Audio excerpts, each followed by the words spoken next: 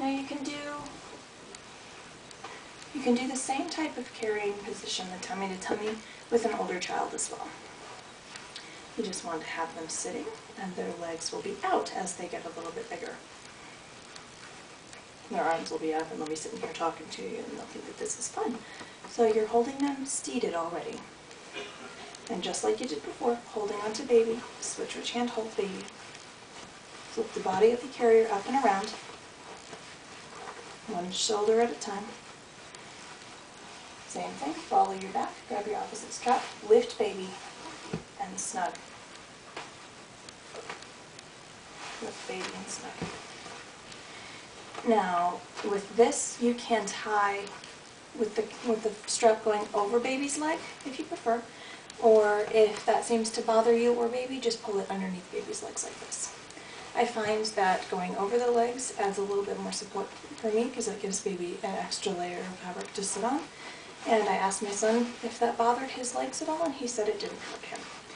So, coming from the mouth of a 2-year-old who doesn't really lie, it seems to be pretty comfortable. You can have this folded down, baby can have arms out or in, whichever is more comfortable for him. And even as an older baby, this still offers a decent amount of head support. So tying underneath baby's bed, once again, will add that layer of support. You can tie around the back if you want to, but I personally go underneath it, but once they're past the newborn stage, you can hold themselves up a little bit. And to get baby down from the tummy to tummy, once again, just let go. Let your straps down, hold baby instead, and there we go.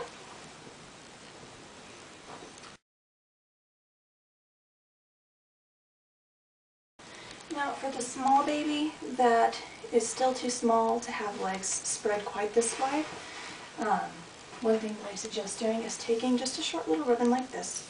It's just a little 1/2-inch ribbon, pretty easy to find at a craft store. And you don't really need a whole lot of length, you just want to cinch this up to a point where it would be about knee to knee on where your baby is. So I like to do that and then tie a little knot there. And since it's nice and short, there's nothing to bunch up under baby. But this ribbon is taking all of the pressure from the carrier. If I pull on it, the ribbon is taking the pressure. It's not going to go to baby's legs. So if you have a small baby that wants legs out, just get baby sitting. Once again, legs spread as they are able to.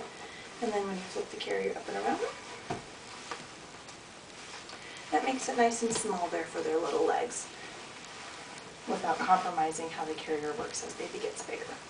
If you had a carrier that was this small, as they were larger, it wouldn't be quite as comfortable. Baby wouldn't be in a natural seated position. And if baby is old enough to be sitting like this, chances are good you'll be able to tie underneath for that just like you do with an older child. So just like that, and you can see that it is keeping the pressure off of baby's legs, but baby can still have legs out. Some people also prefer to have one leg in and one leg out instead of doing this, and just have baby sitting almost like they're sitting on their foot with one leg in, one leg out, and that seems to work pretty well for some people. So, there's that. Now, while this carrier was not necessarily designed for it, you can do the same thing with having that ribbon in place and have baby's legs out and have them facing forward if you prefer. But if you're going to have baby facing out, I would personally recommend having baby sit with legs inside, just because that keeps them in a seated position rather than a dangling one. And if you're going to do that, you just start the same way, and I would make it so that baby's arms. Now this baby is a little bit small for doing this. You would want to wait until baby has decent head control before doing a facing out position. So I do the same thing that I always do. You snug and lift, bring her onto the front. Snug, cross low on my back. I find that crossing low on my back makes it a little bit more comfortable for me. And baby's arms are kind of coming out the sides over here. You could also have them coming at the top. That would be fine too. The only thing that I would strongly suggest with baby facing forward, if you're going to do that, you must tie across the chest.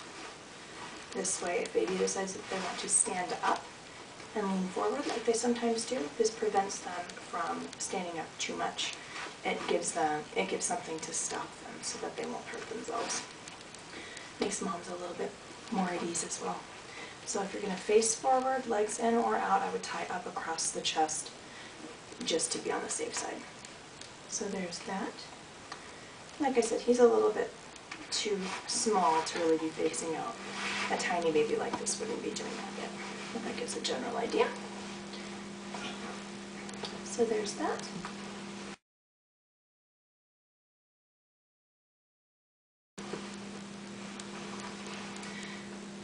Now, the Mei Tai is not necessarily designed for hip carrying, but if you want to do a hip carry, and this is the carrier that you have on hand, here's how you do that. You get your apron tied off to whichever hip you're going to be holding the child on, and make your square knot on the opposite side. Fix your clothing as you need to. Then you want to get your little guy sitting on your hip, just like you would have him in arms. And the idea here is just let the carrier do the work for you. So you flip this up and around baby's back. He'll probably want his arms out. And this front strap should go over your shoulder, and just let it dangle there. You'll use that again in a second. We'll get his arms out. Now this is the hard part with the Mei Tais and hip carrying. Reach around back and grab that opposite strap. Instead of bringing that over your shoulder, you want to bring it straight around your back around to the front, and then hold that in place while you worry about the other one. So I've got that one held here. Now, the tricky thing with this is that you want to be sure to get your strap on the ball of your shoulder so that it's not up on your neck. So you want to try to center that on the ball of your shoulder, grab that opposite strap, and pull it so it's nice and snug. Make sure that it stays on your shoulder. If you don't do this, it's going to be very hard to fix it later. So you get that around there, and then when you've got both straps underneath baby's butt, just finish off with your square knot there. So we've got that tied underneath baby's butt. You can tie around back if that feels a little bit more comfortable to you. But again, with a heavier child, I find that it's more comfortable for me to tie under the butt, so that's what I'm showing. So there's that for him. And then to get down, just go backwards from what you did to start off with. Pretty easy stuff.